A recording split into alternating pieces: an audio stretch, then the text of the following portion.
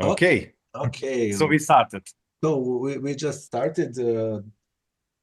We are in a new episode of our podcast, Labu, in the lab.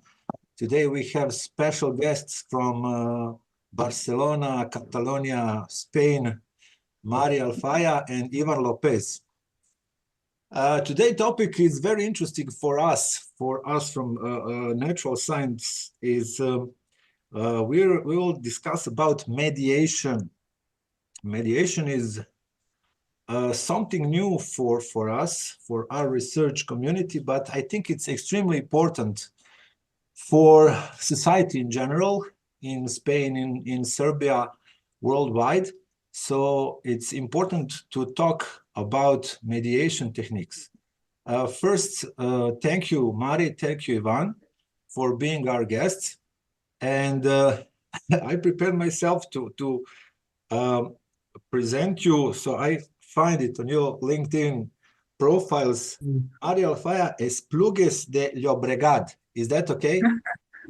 Yes, is that okay? That's a full name, no? Del Well, del it's a small town, but you pronounce it well. So please introduce yourself. Who are you? What are you doing? Tell us something about, and we will start talking about mediation. Okay? Yes, perfect. Mari, the floor is yours. Thank you. Well, this is me. I'm Mari. I live in a little town called Esplugues. You pronounce it very well, thank you. I'm a law graduate and I did a master's degree in professional mediation, and this is the what I do.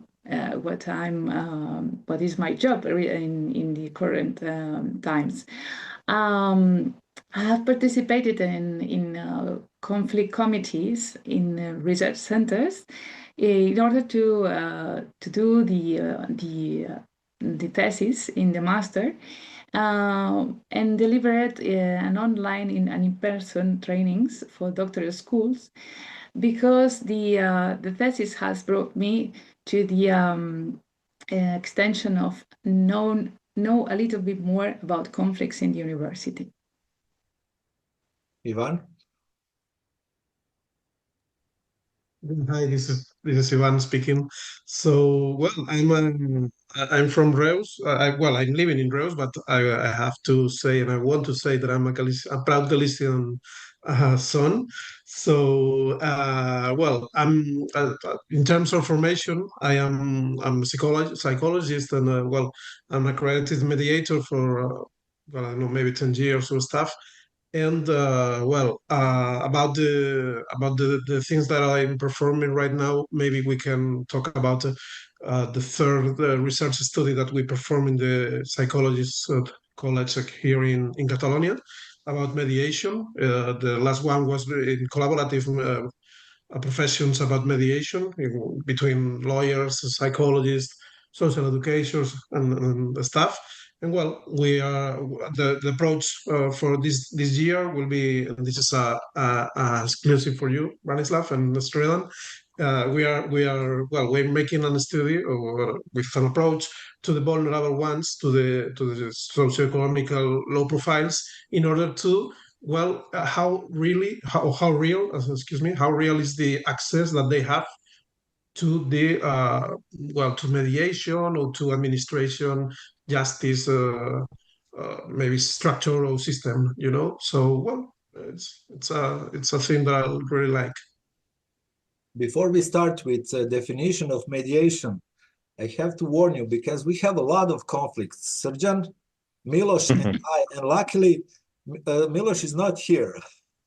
So maybe you will show your skills online now. So Srđan, say. No, we started this podcast to talk about science. This is real, talking about science. But this is very interesting, because when we talk about science, we usually leave the people aside. We have scientists as some imaginary beings that we remove completely human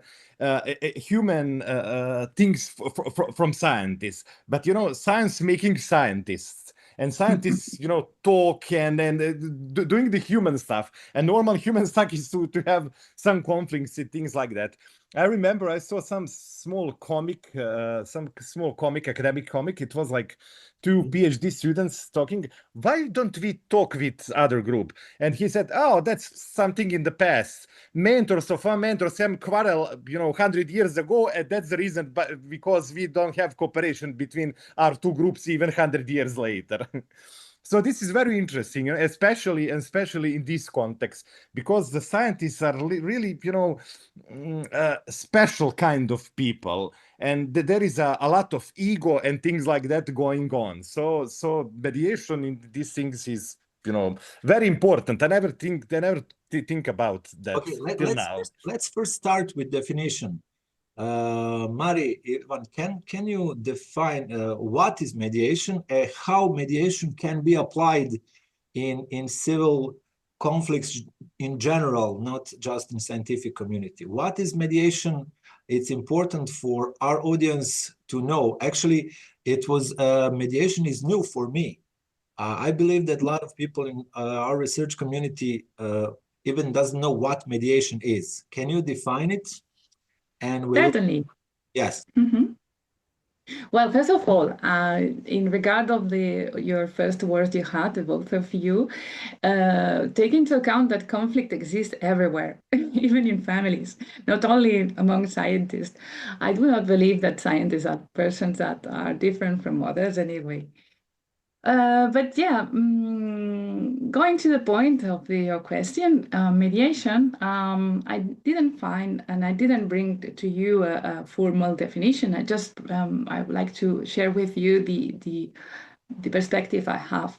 Mediation, after all, is a method, right, of a conflict management, where a third party, someone that is next to the persons in conflict, is trying to help to communicate, right? And so mediation, it's a technique that where we use very often and in civil conflicts and in family issues in our country, but also all around the world, because we can, if we have a look at the academic articles, whatever, or if we find just or Google what mediation is, you will find an extent of definitions and books that talks about it. Okay, and regarding the how important is, I believe that the clue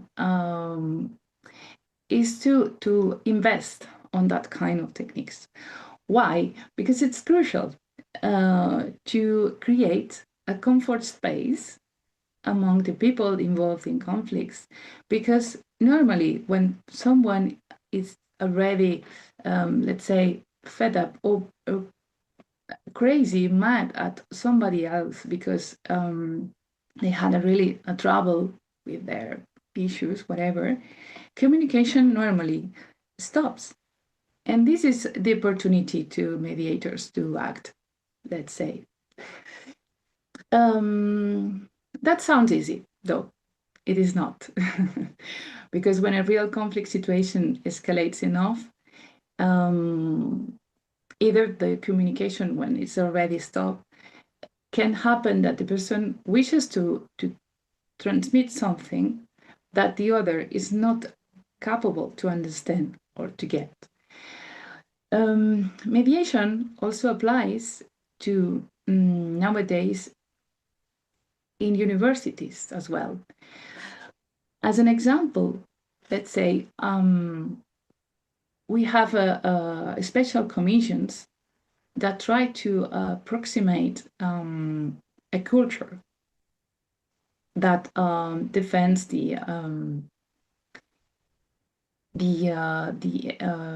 space of trust on the others, and to translate the problems that the public in general can have in the community, in the university as itself. So could I stop you? Could I stop Yes. you for a second? Sorry, because I just want to understand better. So we if you have conflict situation, the highest authority is court of law. That we have judges and and other people involved in that, and we have like normal talk like between conflicted sides, and mediation is somewhere in between, if I understand that correctly. Well, not really. Is it more formal, like you said that where there is some big conflict or some lack of communication? It sounds for me like when you're nervous, when somebody told you, please stop being nervous, that doesn't help me. Well, yeah, I understand you. I got you. Well, if we imagine or speculate regarding this scenario, probably mediation is something that happens in between when we apply the law and go to the court and say, I want, I want to take that person into court because he did something, or he's criminal and something illegal happened. But mediation as technique, as we understand it, is different because it's something formal, let's say, right? It's not in the middle. It's something a bit more complicated, let's say. So mediation applies to any conflict situations as technique, something that happened before starting and being in a courtroom. Does that make sense? Yes, exactly. So somebody call you, like, let's call mediation team, and mediation team comes here and rescue the situation. Yeah. More or less. You mentioned comfort space. How to make that comfort space, Ivan? Well, this is a good point, Branislav. To me, to give to the parties a safe and a comfortable space is a lot of times, as in our experience, the key of the success of the process. So, it's a difficult question to answer quickly, because I think that each conflict has his nature. So it depends a lot about the conflictivity that they have in between them, or if they are, I don't know, maybe a marriage, or I don't know, a neighbor's community, or as Mary said, maybe in universities, or in a team, with teammates, in professionals. It depends a lot about the nature of the conflict, and not the nature, but the dynamical, the relationship that they had before coming to conciliation, or to mediation. In this case, I think this is the key point to me. Okay, so in order to give them this safe place, you have to draw a picture about you have to be very clear about the rules. So the rules are good faith, neutrality, and voluntarity. So this is the three key points in order to the process could be civilized and get chances of success. That if you don't have these three premises, it's impossible to get. So to me, this is the three key points, maybe. And I also take the question that Srđan performed. I think it's very interesting. And to me, I have a mentor that always say that the difference between the court, the judges, like he said, with mediation, it's everything is about the people. You put the people in the center, So in court, there is an authority that decides about your life, about your child, about your conflict, about your, I don't know, your flat, your whatever. So you are maybe the main character there in conciliation. You will be the one that will have the opportunity to choose your best alternative chance that we technically we said. So I think this is the main difference, and it's not minor. It's a great difference, and I think it's a good opportunity for people to be the main character there. Yeah, I think it's a good approach, because we conflicted persons and mediators, are in the same plane, in same level, more or less. As I see my profession, I'm just a channel, a communication channel. I'm not the main character there. I'm not a judge. I just want to accompany, to follow the people, to start talking. Let's. It seems easy, but sometimes it's the most difficult thing to do. You know. What do you think, Marie? Yes, I agree completely. By the way, Ivan has mentioned two or three principles that we have to explain before facing a mediation with the persons involved. If a really formal mediation starts, we have to share with the people and explain what consists of voluntarity, confidentiality, neutrality. The technique has like enough complicated to be in place and to explain how the process will consist of. But in addition, I will also say that the goal is to settle the message of let's talk, right? And let's trust on the process, trust on me as a mediator, that I will give you the clues and facilitate the communication in between you. Because the effect after having an empathy with the parties involved in the conflict is that we demonstrate then that they do steps forward, and sometimes they do not realize that idea as well. And also, I would like to consider that to be in a courtroom or in a court process is not about somebody else applying law into the matter. We are not like I don't know in English, arbitros, which is like somebody that decides. Judges. Like a judge. Referees. Yes. How is it? Arbitros. Referees. Authority in the end. We are not authority at all. We are facilitating the process, to find the solution to the problem with the people next to us. Okay, Srđan. You two are specialized in mediation in academia, if that is correct. How that mediation translate in academia? What are the specificums of academia in contrast to the general public conflicts? In other words, what are the types of civil conflicts in scientific community, and which mediation techniques we can use in this specific environment? Ivan, can you start? Mr. Marie? Okay, I will.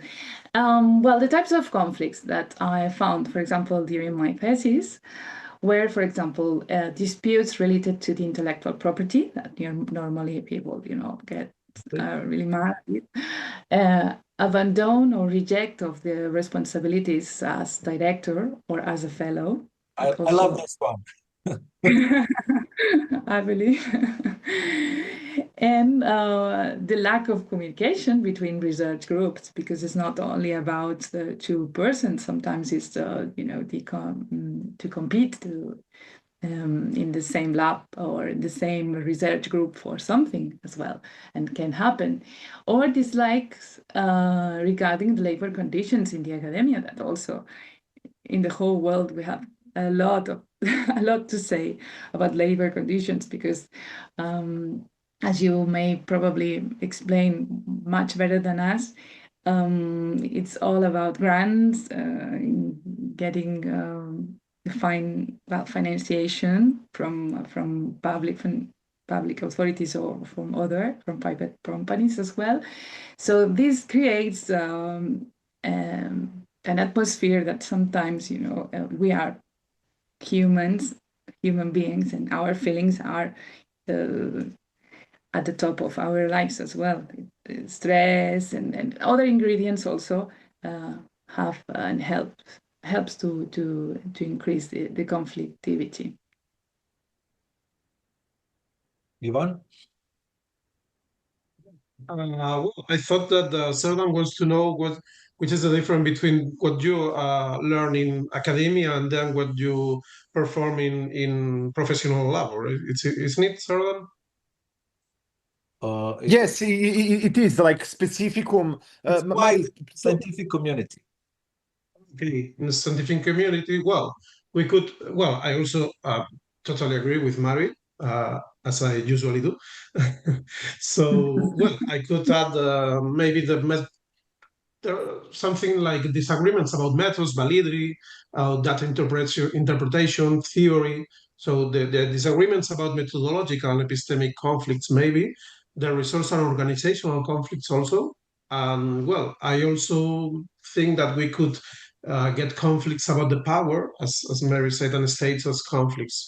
But this is a common place for a lot of conflicts is about the power and about the positions of the asymmetry of positions, you know. So academical environments are not they don't avoid this kind of conflict. So to me, this is the major point, or the major points maybe. So we have some kind of hierarchy in our community, but it's not so strong hierarchy like in army. So the army is top of hierarchy, but university is the second place. Like there is no communication in some cases, just no communication. You're not allowed to speak. And is it exactly? The forces are more subtle. You know, it's more. Yeah, there is more subtlety than in army, or you know, this kind of hierarchy in professional environments are more subtle, maybe. You know, Too complicated. Of communication. In order to give you that point, but I think that there are issues of hierarchy and asymmetry of power. I'm pretty sure. Okay, so you send me in your concept first supervisory conflicts, authorship and recognition conflicts, methodological conflicts, resource or organizational conflicts, power and status conflicts, and integrity-related conflicts. This sixth is really interesting, integrity-related conflicts. You said that actually outside we have technical conflicts, but actually we are all humans, like Mari says. And can you tell us more about these integrity-related conflicts and which mediation techniques can be used, not just these integrity-related conflicts, but for general, all these 6 type of conflicts? Yeah. Well, I want to start with the 6 that I didn't mention before. Okay. Well, when I said integrity-related conflicts, I mean maybe some ethical conflicts. So, well, in academical environments, it's a diverse environment about maybe cultural or languages, nationalities, whatever. So I mean that it's somehow that it's difficult to perform this melting pot and to get a good communication and a good dynamical between the relationship of all the members. So this was my point when I was talking about integrity-related conflicts. So we could be more concrete, and if we could talk in terms of data management or questionable research practices, I don't know, conflicts of interest, plagiarism, or concerns of publication pressure. So which are the techniques that we could perform to, not to avoid, but to manage these kind of conflicts? Well, I think that the first technique that you have to get is a wide open, look. So be open-minded is very important, and understand that the sensibility of others could maybe it's not the same as you have, or maybe it's very different that the others want, and you have to deal with that. Maybe this is the main point. It's all about the comprehension. It's all about the empathy, as Mary said before, and about specific techniques. It depends about if you are managing a conflict in the informal way, in an informal space, or you are in a mediation table, that the terms are very different. So it depends about the context, as I said before. I don't know if I'm answering your question, Branislav. Yeah, you mentioned here in this concept, mediation techniques that you would use depend interest-based mediation, refarming, reality testing. I like this one, reality testing, when one or both parties are operating from rigid assumptions. I like this one because in science we have assumptions, and if assumptions are wrong, we don't have communication. So you just help people in scientific community to test reality. That sounds a little bit absurd, because we are testing nature, we are testing reality, and mediators help us to test our inner reality. So that's important for us. Sometimes in my research process, I have completely wrong, rigid assumption, and my way is completely wrong. And someone, it's like in the game of chess, someone is sitting aside and says, this move is not okay. And well, yes, I think that maybe the point is that you have to deal with the other's view. You know what I mean? So yes, maybe this is the point.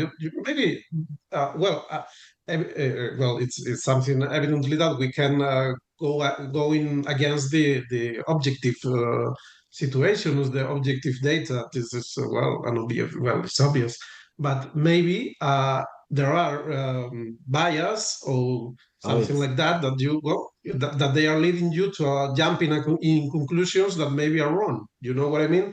So, yes.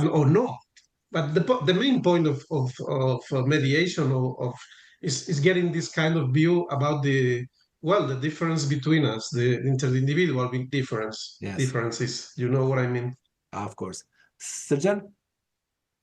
Yes. How involved are you getting when you mediating conflict? Because what Brane told you, what you told me, like it seems for me that it's black and white situation. But usually that conflict exists between co-workers, if I understand correctly. It's not something that somebody told me and situation is black or white. I think, but that conflict is probably built through the years. There is a lot of very small things that's going on and your department, university, with your co-workers and things like that. So you need to go very inside it. That's all issues and that small passageways and things that made that conflict, basically. How deep you need to go inside of that issues to get involved? Let me respond, please. It's not that we help to how to debate, how to keep your opinion in front of others. It's something that is very useful to us is to make questions. We do a lot of questions to the person involved in the conflict. And as you said, it's about something that happens for a long time. It's not that I've don't agree with you with something and then I stop to talk to you, and then if I see you in the corridor I will avoid you and I don't want to talk to you anymore. No, it's not about that. It's something that for example, the persons are already had a relationship, let's say. They are already friends, or they've been already working together, and they had already had a lot of time together and sharing things and moments. And so we have to also consider the extension of this conflict, because sometimes, I didn't say it, but there are limits when mediation is not possible. The first one is when legally it's not permitted. That, for example, here in our country, in Catalonia, to be more concrete, when there's a domestic violence or something alike, we are not permitted to get into that matter. And then the state of the conflict. If the conflict has reached a breaking point when nothing is possible, how can you define breaking point? What is breaking point? Well, there's something very important here, that your voluntarity. You are not interested in to do anything. Okay. So voluntarily, you have to be in that situation, you have to be open enough to be in this situation and participate into the mediation. Otherwise, it doesn't make sense at all. What is really interesting to us, and we offer in universities, it's educational program to spread out the idea that we can practice mediation techniques to avoid conflict situations, conflictivity, and to spread out the culture of peace. That is really interesting us. Yes, spread idea. Do you have some projects related to spreading idea of mediation? Because people don't know. I'm sure that people they don't know. I don't know about situation in your country, but here in Serbia, I'm sure that a lot of people doesn't know what mediation is, and I'm sure that there is a lot of conflicts, and that there is mediation techniques which can improve our lives. Ivan, can you tell us more about your projects, about spreading your idea, about raising awareness of importance of mediation techniques globally, not just in scientific community? We need definitely mediation in this world. So can you introduce some of your projects in your community? In our community, well, we have this idea that Mary said before, that cars resolve claims, but mediation maybe resolves conflicts. So we are talking about not get a win, or not to be winners, but to get peace. So in order of that, Spain, the last year, I think January 2025, performed redacts procedural role in civil and commercial matters, which places appropriate means of dispute resolution at the center of procedural efficiency. It means, in other words, that first of all, before you going to go, before you put a subpoena or something like that, or a civil demand or stuff, you have to go before that to a mediation center, or to a conciliation department or something like that. So you have to ask before for this procedural mediation before going to the court. So the law frames these methods as a general precondition for admissibility, in many civil matters, while mediation remains one of the recognized options under Spain's Mediation Act. It was in May 2012. So, I think that Spain is doing a good work in that field, maybe not in others, but in that field they are doing a good work.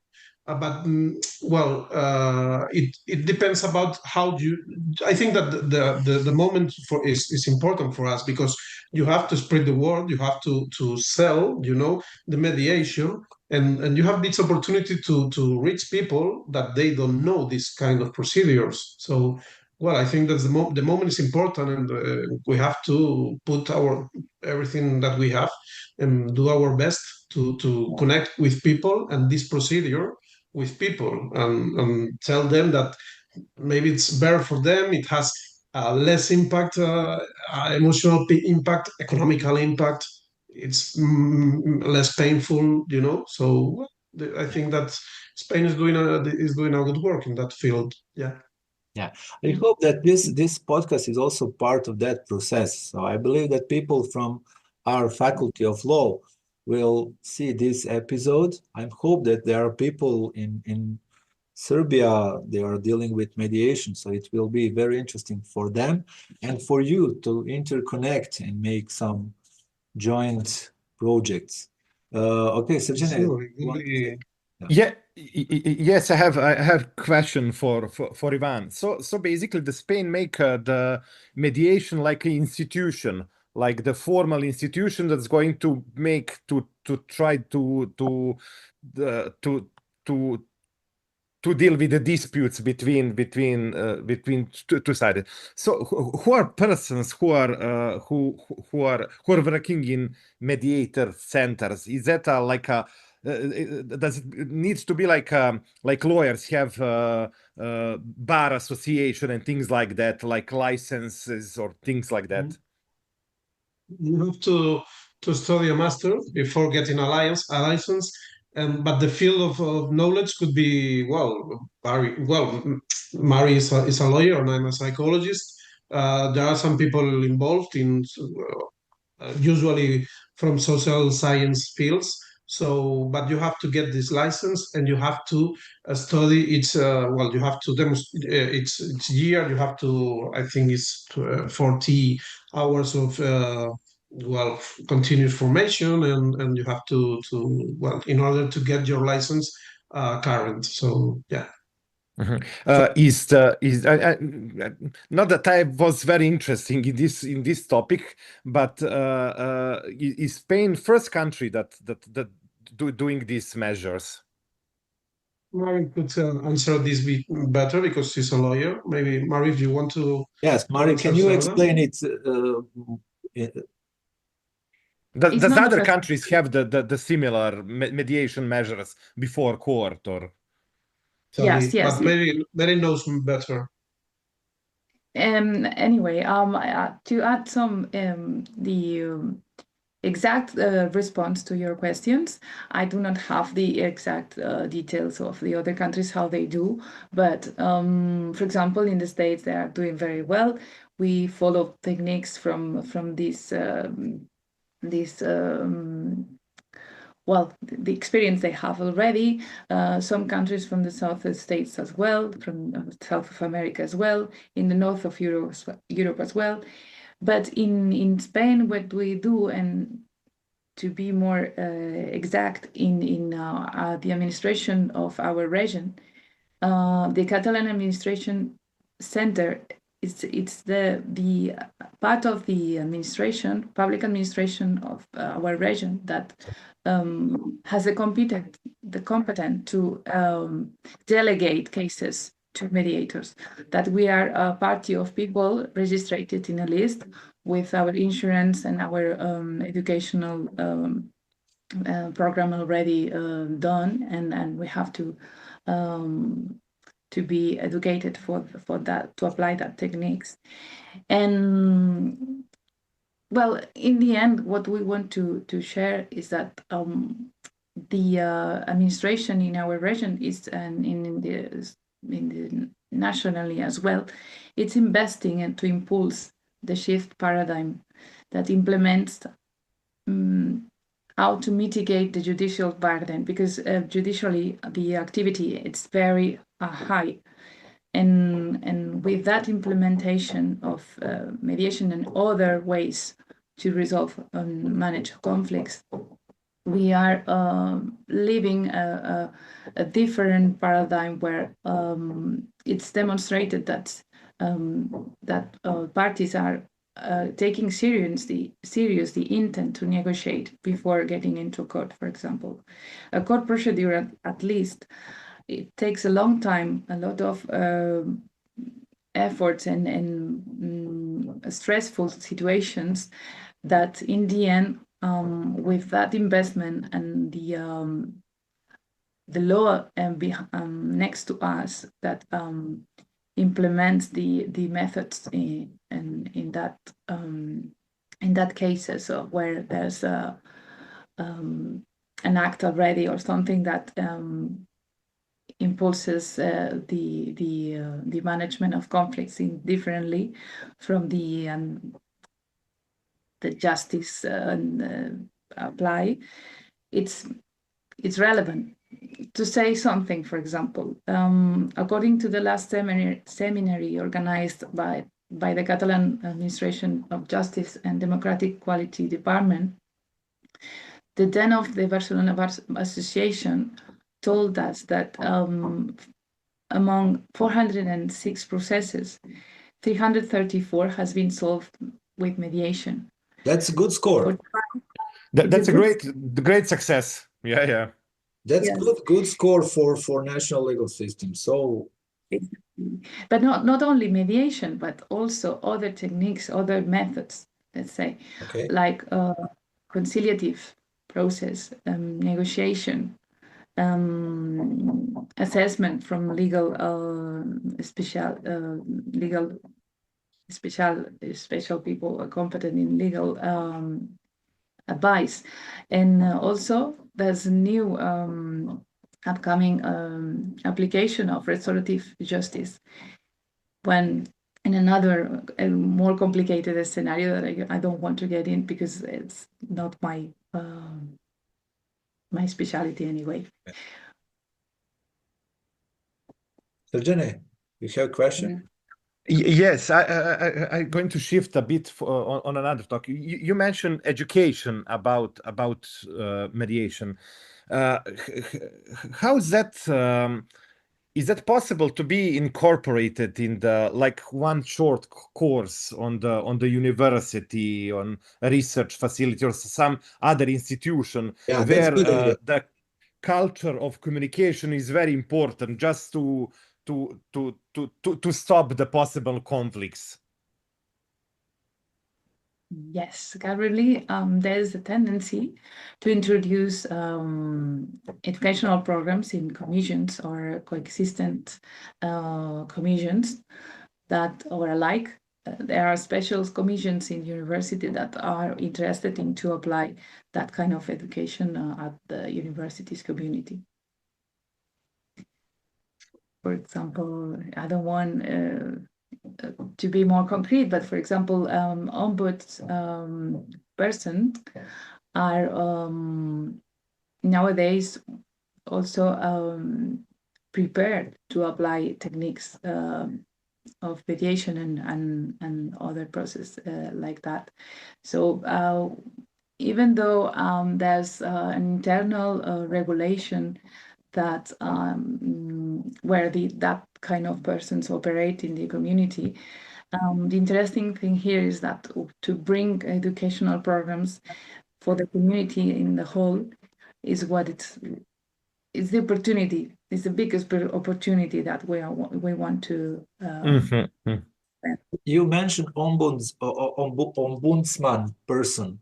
We have in student parliament, and we have also professor ombudsman. So I believe, I'm not sure, I will check at our universities, our ombudsperson. I'm sure that they are all on faculty of law. Probably they are using mediation techniques. We will check this, and we will also, you send us some references, we'll put it below video. It's going to be very important for people from psychology and for law. Yeah, we can share articles and some books that also can be useful and interesting. Let's go back to scientific community. Mari, can you compare conflicts between in natural sciences and social sciences? Are there any differences in these about technical aspects of these two similar but in some way different research communities? Because you mentioned we have some problems, with equipment, with, chasing the projects, but in natural science, who is more stubborn? Who is more stubborn? I believe that we're natural scientists. So let's bet. So Mari, well, give us answer. I don't want. Who's more stubborn, natural or social scientists? Well, I'm we are very optimistic. I don't want to be to be next to a party of or a special group, because for me people are the same. But it's true that during my thesis I found that people in social sciences, for example, have a strong political influences, and their hierarchy and the feelings they demonstrate when you talk to them are higher, let's say a little bit higher than the people involved in in the natural or social, in the natural sciences. Maybe it was evident that natural science and environment behaves in a broad, different way that probably it's attached that they compete more sportively. You, that's true. Biologist, whatever, probably you are more used to compete, and that it's characteristic on you. Let's say that the attitude is ready to act and in a collaborative way, even though conflicts arise under the same circumstances. Mhm. Well, and if Iván wants to say something else, but and No then worries. I Can you will give us, Iván, your impression about differences between these two groups of people? Before Yeah, even yeah. start, I want to make one hypothesis. Like we have natural sciences and social science, but we skip the mathematicians. I think that mathematicians don't need mediation because they are usually always right. solvers. They always For right. nothing. They're just gods, you know, and physicians, especially theoretical physicians. Yeah. No negotiation, no communication. They are masters of space and time. Iván? My thoughts go more in, well, maybe not necessarily more, but often different in form, visibility, and trigger, I think.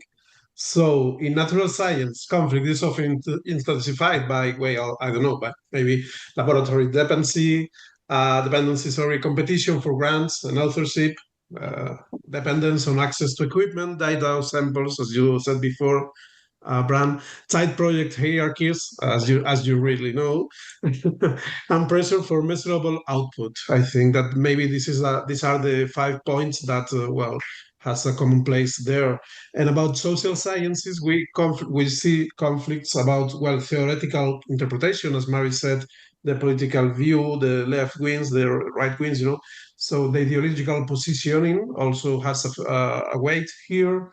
Qualitative versus quantitative methodology, fieldwork ethics, as I said before, authorship in less hierarchical but still highly political environments. It depends about the department, and disputes of our own concepts, representation, and academic identity. So I would say, domain is more conflict by nature. I would say that the ecology of conflict changes. You know, we always move in that gray part. Yes, you mentioned that site PhD Comics. There are a lot of memes, a lot of examples, but this is partially truth, especially in that relation, supervisor and PhD candidate. Maybe 6 or 7 years ago, we gave an interview for the Nature journal. Marina, my PhD student, and I, they made interview about worldwide, about relation between supervisor and PhD candidate. And some examples are really, some PhD candidate says, one girl, I don't know, I forgot, she's from, I don't know, it's never mind. She says, when I met my supervisor, I spend, every day 12 hours in the lab. And when I finally met my supervisor, he asked me, who are you? And she was so depressed, this extreme, one of the extremes, She was so depressed. It was huge project, huge funds, strong deadlines, a lot of job to do. And her supervisor was extremely busy, super scientist, half politician. He even don't know his own PhD candidates. And he asked her, who are you? So this is an extreme example of this communication. Can you give us some examples of successfully resolved conflicts in relation supervisor and PhD candidate? Because on that side, we have a lot of memes, lot of jokes about that relation, but I think that relation is extremely important because level of responsibility between supervisor and hierarchy difference is huge. So how to decrease that hierarchy difference and improve communication in that relation, supervisor and PhD candidate? Mari, Ivan, Mari, can you tell us? Yeah, Sorry. well, you're right. There's many examples where we can find doctorates and directors involved in difficulties. I would say that currently the tendency is to adopt different ways of operate, and as I said before, it's about a relationship of trust and the quality of communication between us. But as examples that worked and got definitely positive, a positive solution or something that helped the situation to get on well. I would say that with professionals beside, once a professor, or which is not a director, but he was a professor anyway, and he had problems regarding mental health issues. Yeah, because in the end we are workers anyway. And the student went to the commission and to the persons in charge to do something to protect him anyway, because the student was mistreated, and the professor cried a lot to him without any, After all, the professor was asked to take a break. And, well, in the end, the university has the right to protect against any of these situations, but not only the student, also the professor. We have tools enough to offer. The problem here is to be open enough and to recognize that you have something to do and to share the problem with someone else, because people doesn't want to show that they're not capable of doing their job, that are not strong enough to, because it's something that will identify you in your career, in your profession, in the future. But anyway, a lot of times students do what they can. Sometimes the doctorate candidates, what they do is they change directors and they find another solution by themselves. But as I was trying to say, as examples that worked on, when a doctorate candidate had another problem with his director, he went to talk to the commission, to a coexistence commission. And by that, they did some work together, like they applied techniques of communication, like private interviews and circular practices for considering and working on the issue. And finally, they reached an agreement to coexist, even if that implies to change or to stop the doctorate project. Okay. You mentioned building a trust. According to the second law of thermodynamics, building trust, it's slow and very hard process, and destroying the trust, it's really easy. So can you tell us, okay, Ivan, you will give us your examples and tell us about that process of rebuilding trust. Srđan says that this process of losing trust is you know, it doesn't happen just in 1 second. During the years, our relations are getting worse and worse, especially in this dynamic situation. I believe that you in your country also suffering from lack of time and business and dynamic structure and a lot of too much information to process it. How to rebuild that trust, how to find that time to talk. Yeah, that's a good point. To get time is a very important thing. Well, as you said, trust could be vanished in a second, and it gets life to build. So, well, to me, it's very important the terms and to maybe separate positions from persons. You know, it's we always defend positions. Oh yes, that's true. But before these positions there are needs and acknowledgement and everything. So you have the first thing that you have to get is this ability to separate these positions from the people. So that a conflict is a fracture or a rupture maybe in this moment, and you have to rebuild. Maybe you can get the point that you left, but you could maybe construct something different, something new, and something, why not, better.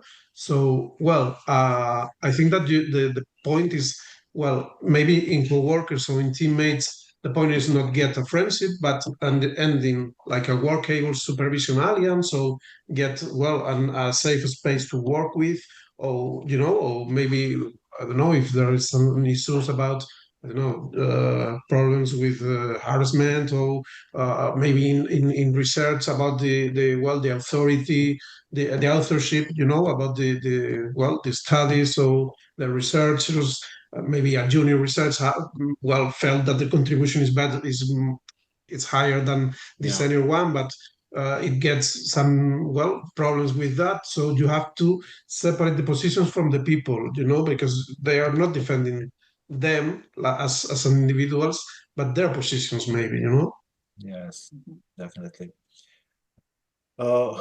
Okay, I think we can finish this part, and but definitely we open a lot of new questions.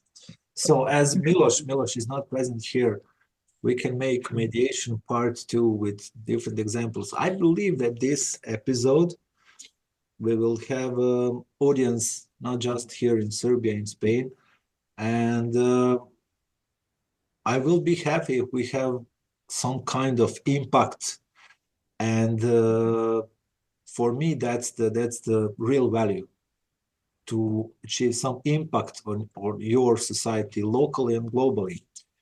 So can you tell us some final points for our and your audience about mediation? And of course, we will stay in contact we'll ask you definitely, because Srđan, Miloš, and I will have a lot of conflicts. So we are running off time. Give us just final point, final touch, and we'll continue to cooperate. Mari? Thank you, Bran. Srđan as well. I really like the last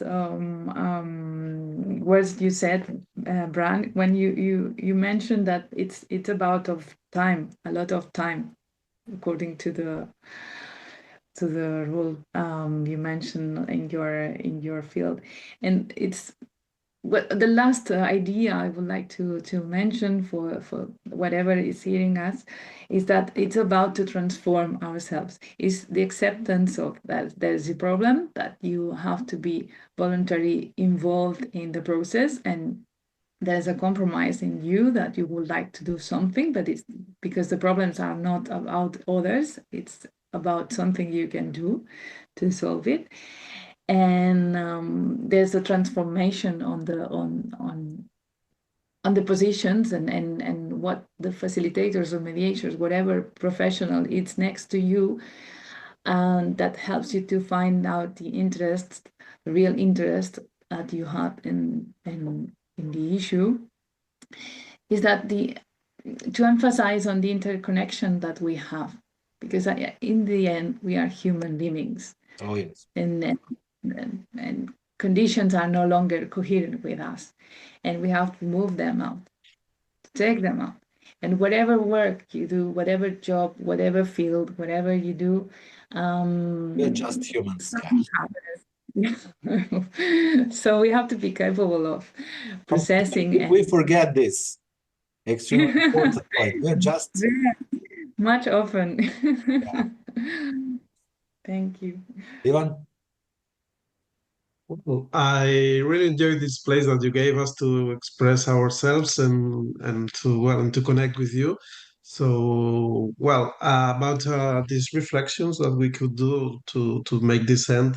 Well, I think that, as I said before, and this is my main point in order to work in mediation and to well, it's about control. I think it's the most important thing is about control. You get your control, and you don't let the most important things of your life, maybe as well in a marriage, if you well maybe you can you have a divorce, and that's well it's something good because well it's not a good marriage, but you have maybe child, and it's important for you to get control about the decisions and the choices that you make. I think that's important that well you know your history, as I say, as Mari said, well relationships and friendships and well marriage are dynamical things, and they move and well and they change, but it's important, I think, for people to get control about them and not let these so important decisions for others to make, you know. Well, I think that maybe this is the better contribution that mediation do to the justice system. I think to put the people in the center, and well, and people gets control back, you know. So well, I think that this could be my thought about that. Okay, so not just to relax justice system, but to back to ourselves, to being human, to make better society. So Yeah. let's finish with this good message for all the people who are watching our podcast in Serbia and in Spain. So I believe that we will continue our cooperation, and we will have another important topics for us, for research community. For us is also valuable because we learn something new, and we can spread this idea and connect people to make something good. So thank you again, and we'll see each other maybe live somewhere in Serbia, coffee, beer, Spain. So who knows? It will be great. Yeah. of course. Yeah. We are very Perfect. Yeah. Thank you again, and watch. Thank you, Branislav. Love. Bye. Thank you. Yeah, thanks. Goodbye.